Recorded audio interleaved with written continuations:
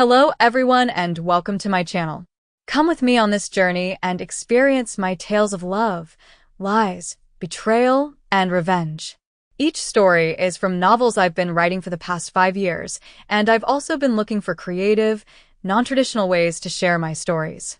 After months of research, trial, and error, I decided to bring it here to YouTube. I hope you all enjoy. The vacation. Anne's point of view. It was supposed to be our reset.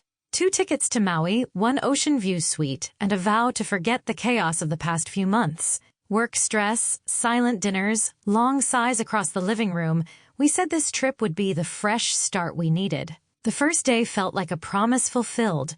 We held hands on the flight like newlyweds, toasted with champagne at the resort, and collapsed into bed, limbs tangled, laughter soft between us.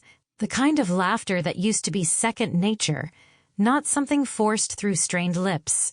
For the first time in what felt like ages, I started to believe again that maybe love could come back if given warm sun and salty air.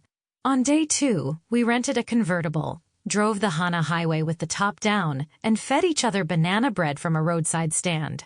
He kissed me under a waterfall, and I felt 16 again.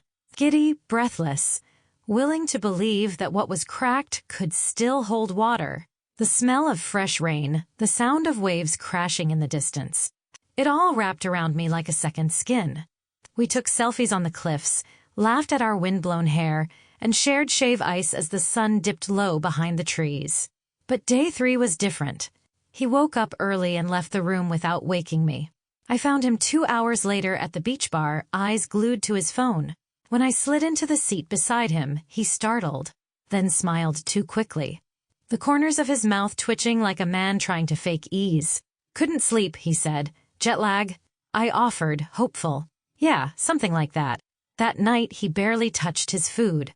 I reached for his hand over dinner. He didn't pull away, but he didn't squeeze back either. It felt like holding onto a memory instead of a man. There was a distance behind his eyes I couldn't cross, no matter how sweet the island air or how soft my voice. Day 4, I watched him wander the resort grounds by himself.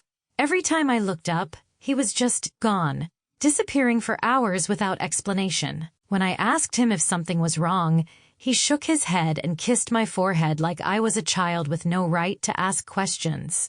That night, he didn't come to bed.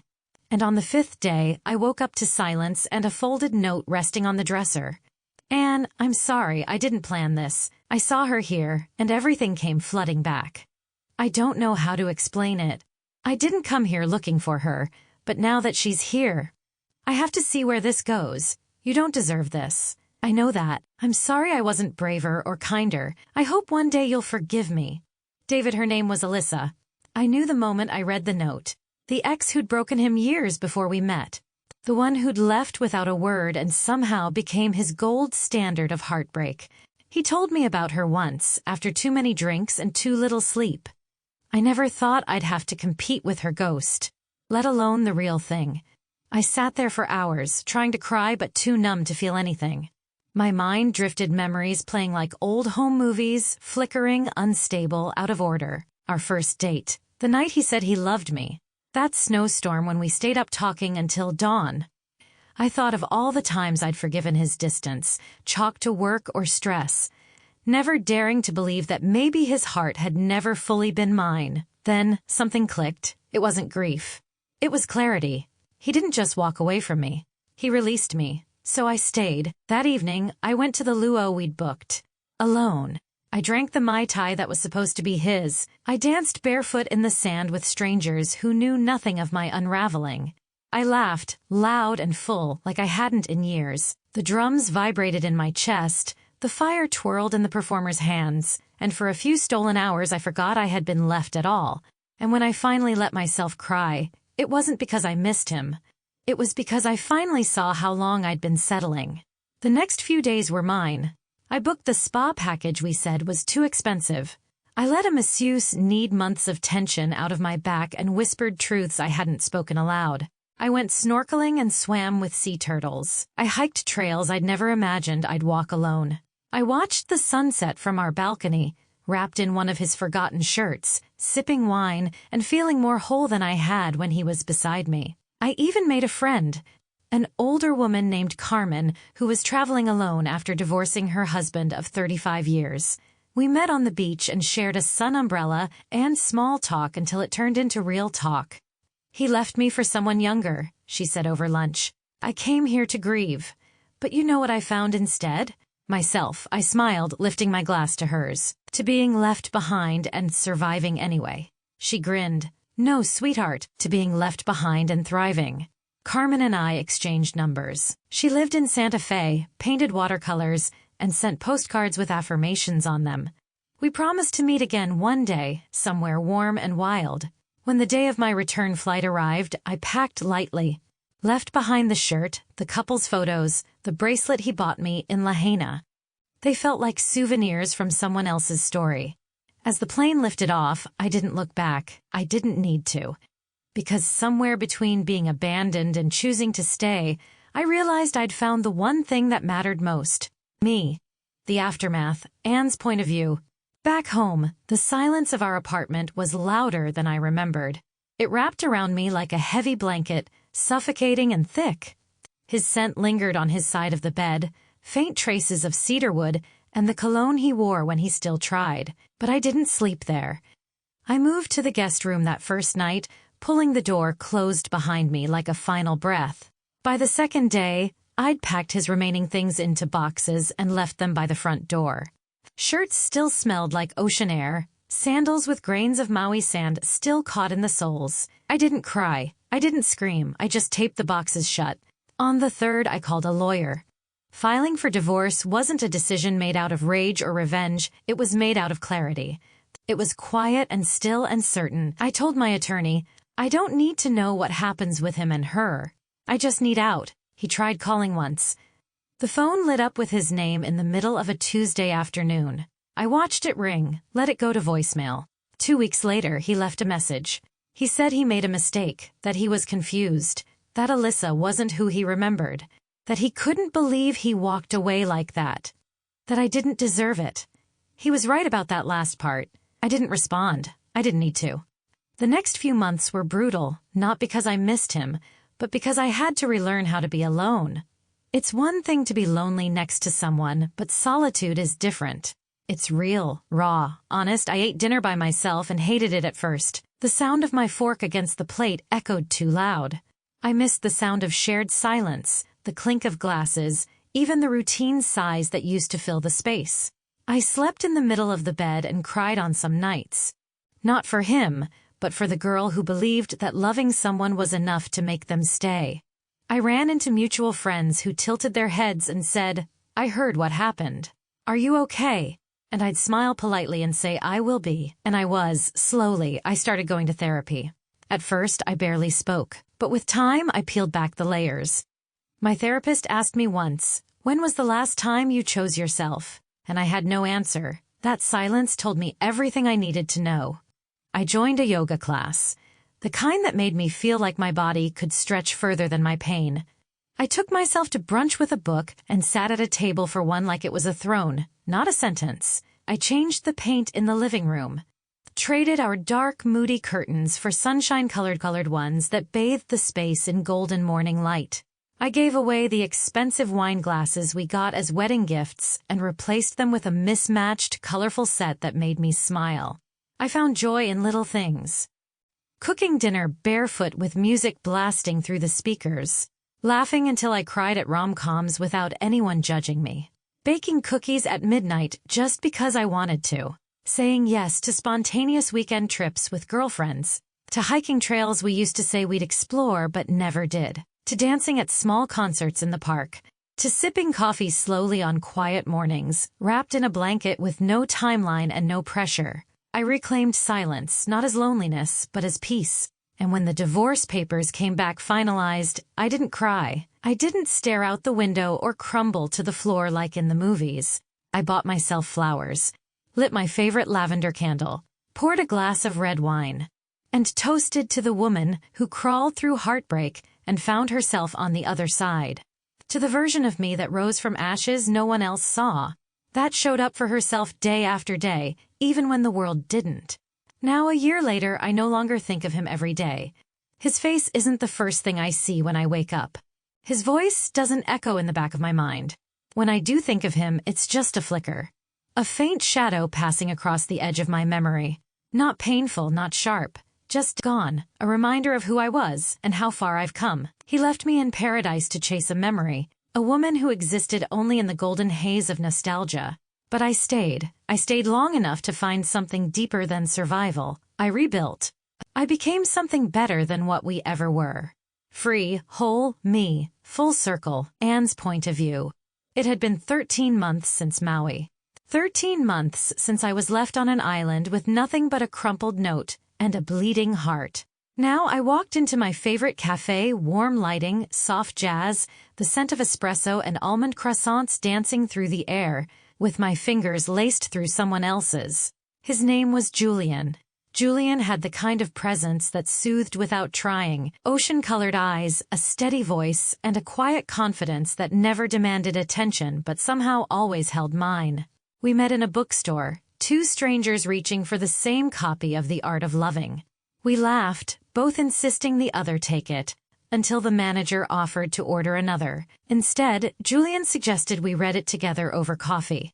Fitting, I know. Julian never tried to rescue me. He wasn't trying to be a hero or fill a void. He just saw me, asked thoughtful questions, sat in silence when that was all I had to give. He treated my past with respect, never pity. When I finally told him everything, about David, about Maui, about the note and the betrayal, he didn't flinch. He held my hand and said, "You didn't deserve that. But you deserve everything good that comes next." He meant it. Julian became the safe place I never knew I needed. The one who brought light without fanfare, who made grocery store trips feel like adventures, and Sunday mornings feel like poetry. One night after dinner, wrapped in a blanket on my couch, he looked at me with an intensity that made me pause. "Do you ever miss him?" he asked gently. I hesitated, not from confusion but honesty. Sometimes. I miss the idea of what I thought we were.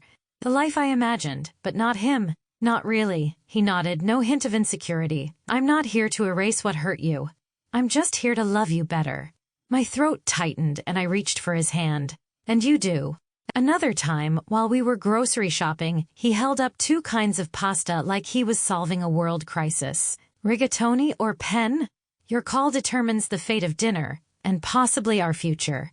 I laughed so hard I nearly dropped a can of tomatoes. Rigatoni, obviously, the only real answer. He grinned and kissed my temple. I knew I picked the right woman. He became my next, not a replacement, a rebirth. And on a cool Sunday morning in that favorite cafe of mine, he became the hand I held as we laughed over a joke only we would find funny. And that's when I saw them. David and Alyssa. They sat at a corner table, mostly hidden in the shadows of a ficus tree and low-hanging light. His back was to me. Hers wasn't. Her eyes lifted from her phone and locked on mine. Recognition flashed quickly, then something else. Surprise, maybe? Regret? Jealousy? It was hard to tell. Her lips parted slightly, then closed again. She nudged David's arm. He turned. The moment his eyes found mine, everything in him stilled. His shoulders tensed. His expression froze, like a man caught mid-confession. His gaze flicked to Julian, then to our joined hands, then back to my face. The wave hit him hard. Shock. Regret. Jealousy, grief, his whole body sagged as if my happiness robbed him of air. He stood abruptly, knocking over his water. Alyssa reached to help, but he shook her off. His face went pale, then flushed. The man who left me on an island now looked shipwrecked. I took a deep breath, the kind that steadies your soul. As Julian and I moved to the counter, my fingers gently brushed David's arm as we passed. Not a deliberate touch, just enough to say, "I see you, but I'm not yours anymore." David's eyes followed us, wide and distant. I didn't look back. We found a seat by the window. Julian stirred his coffee, told me a story about a client who tried to design a staircase that spiraled upward endlessly. I laughed, distracted only by the burning I felt on the back of my neck. When Julian got up to grab napkins, David approached. He looked older, not aged, just worn, frayed around the edges, like guilt had become his second skin. "You look happy," he said, voice low and cracked. I met his eyes. "I am," he swallowed, eyes darting toward Julian. "He's good to you?"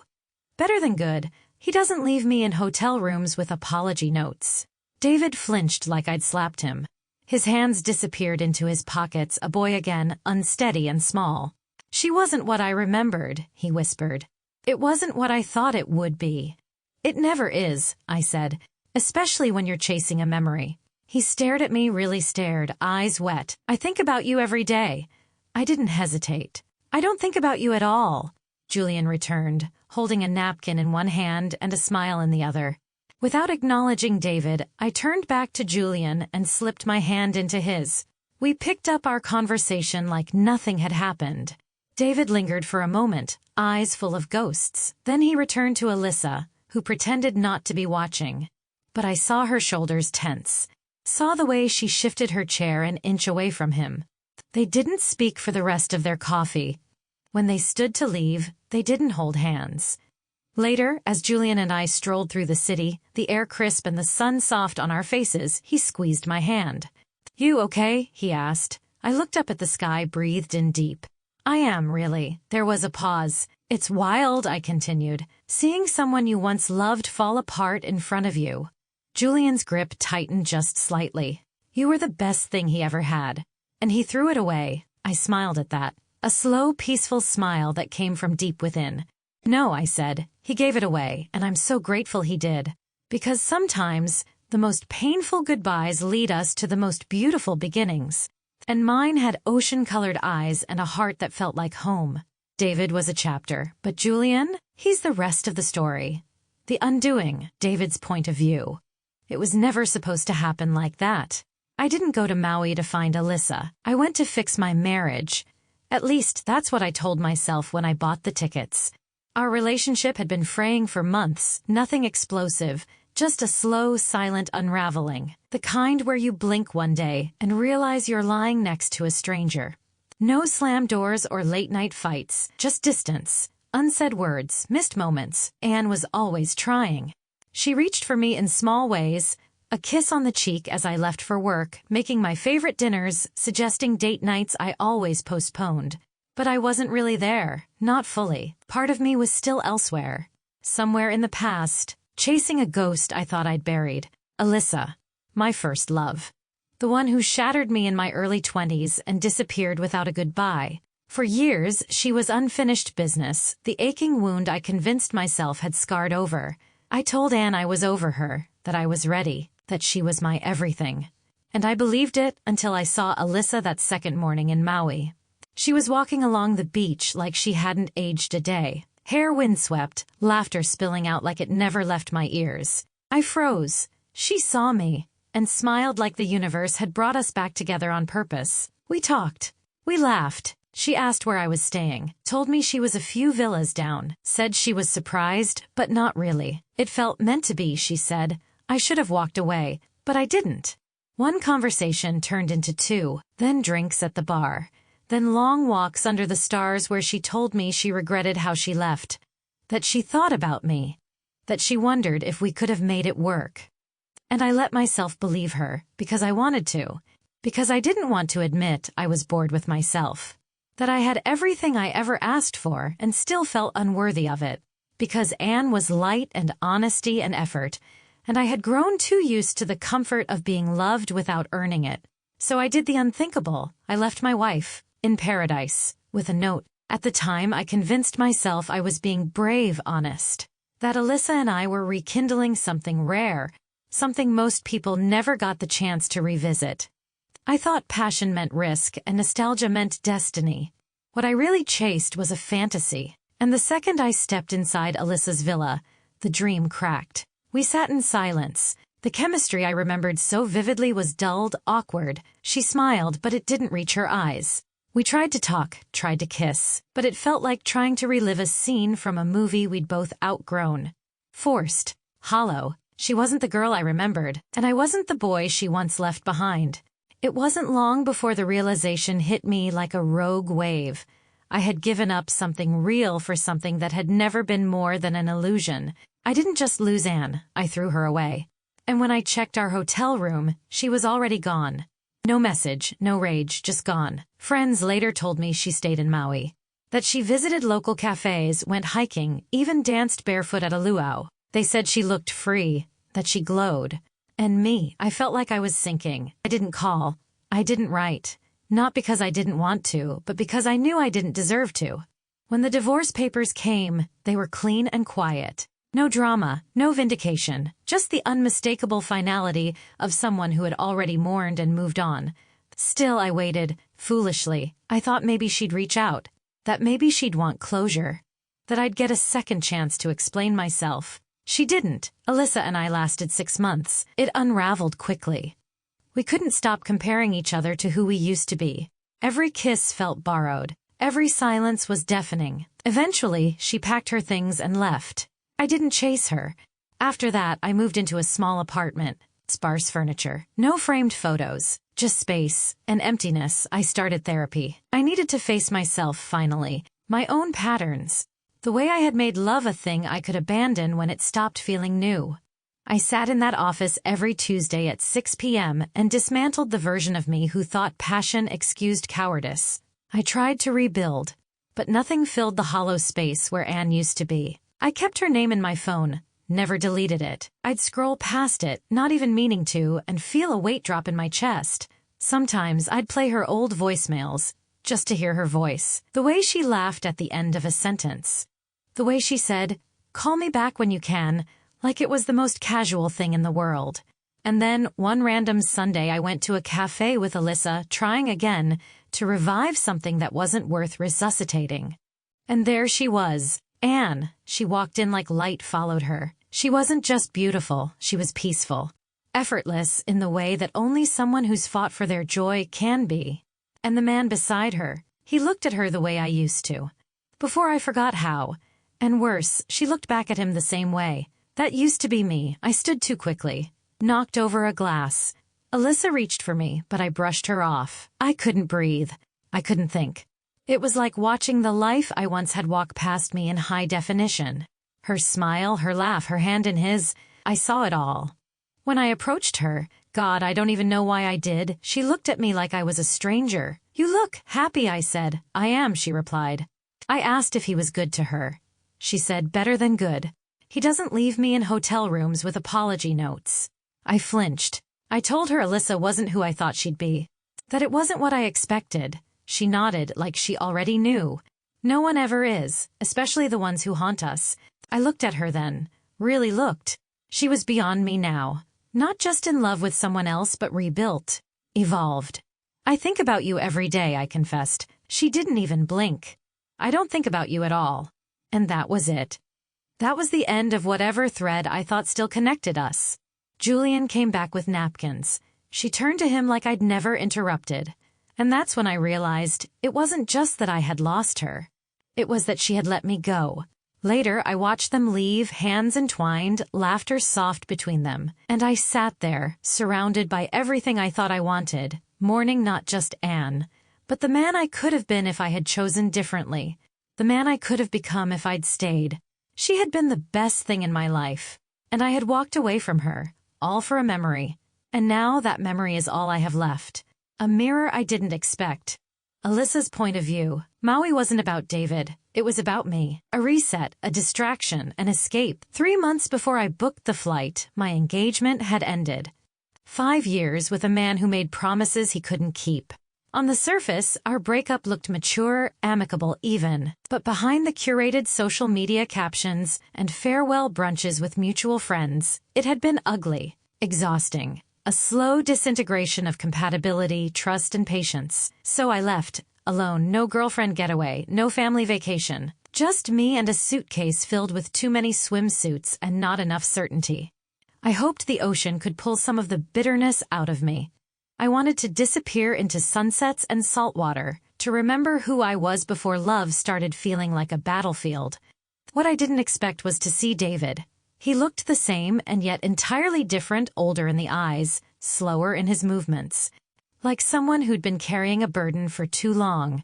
I watched him from a distance at first, unsure if I should approach, unsure if I even wanted to, but fate or curiosity intervened. He saw me. And just like that, the years folded in on themselves. "Hey, stranger," I said, offering a smile that felt more tentative than it looked. "Alyssa," he breathed, as if saying my name summoned 1,000 old feelings. We talked. Caught up like people trying not to poke at past wounds. I learned he was married.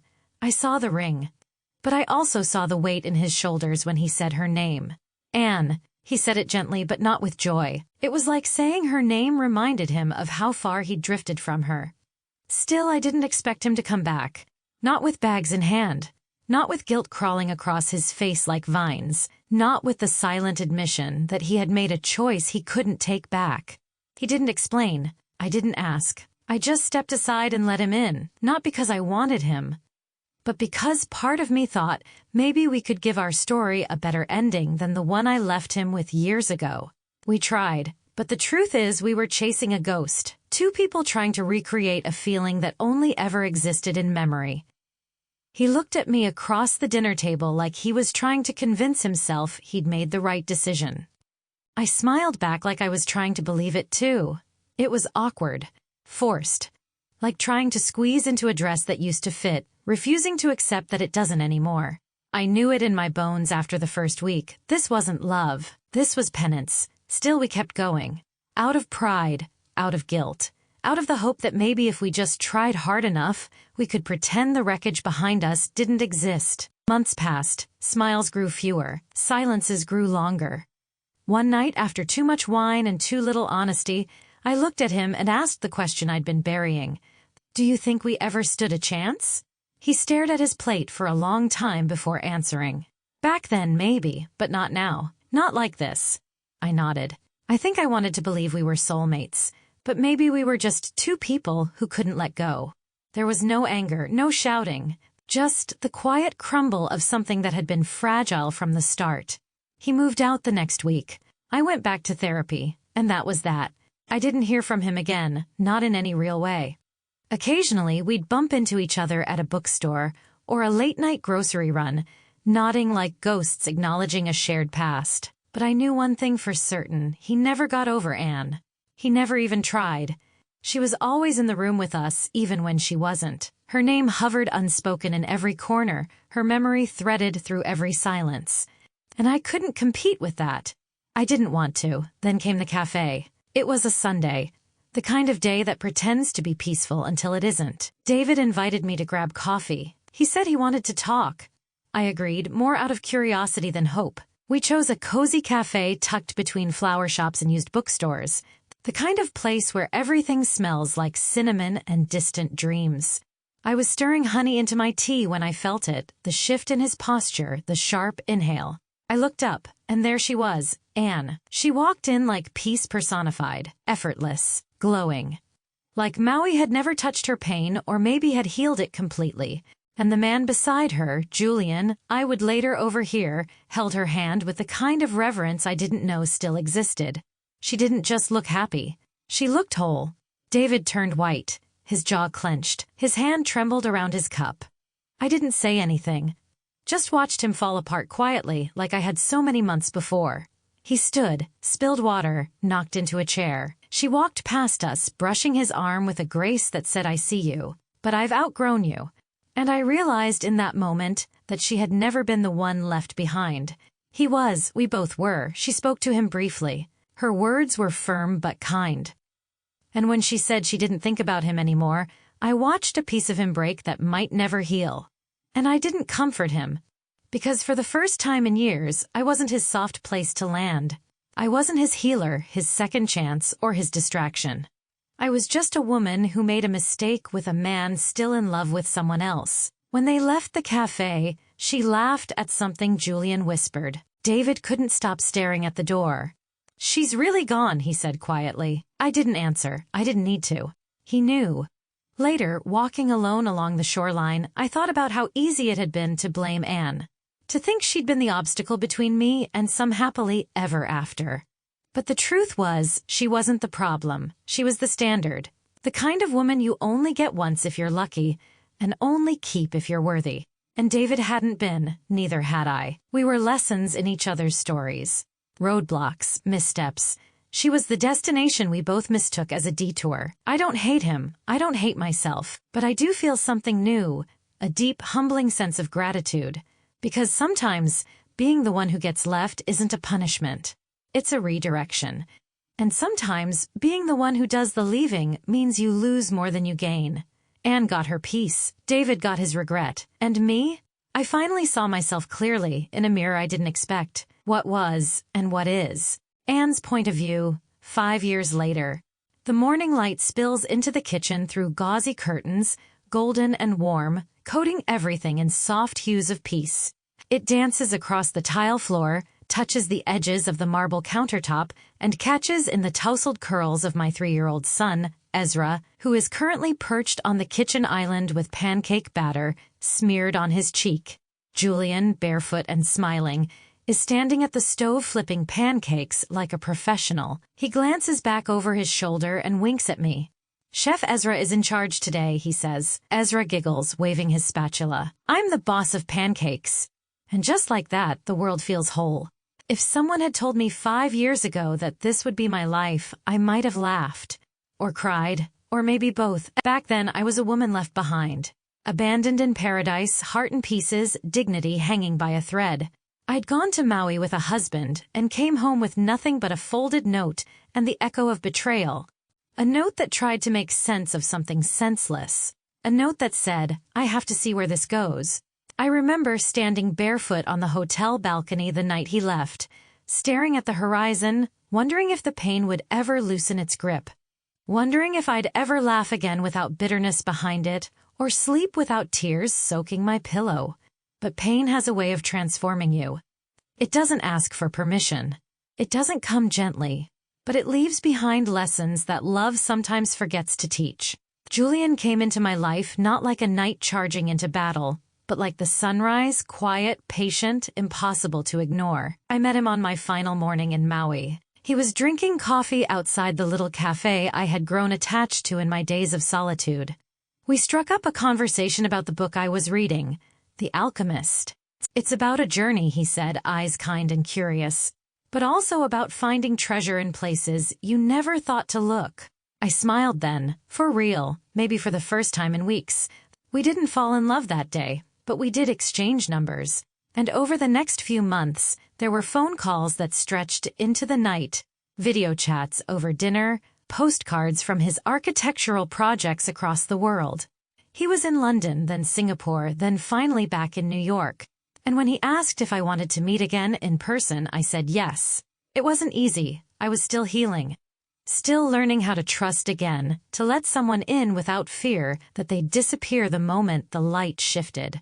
But Julian never asked me to rush. He simply stayed. He listened to the parts of my story that I had locked away. The parts no one ever asks about after the sympathy wears off. He never flinched. We married 2 years after that first cafe meeting, on a rainy afternoon in Florence, under a canopy of roses, with the scent of fresh bread and old history in the air. My dress was simple, my vows were not. I promise to love you not for what you can give me, I told him, voice steady, but for who you are when no one else is watching. Julian cried. A year later, we welcomed Ezra. He came into the world with a scream and a head full of curls. The nurses cooed over his eyes, bright and blue, just like his father's. But the stubbornness, the fire, that was all me.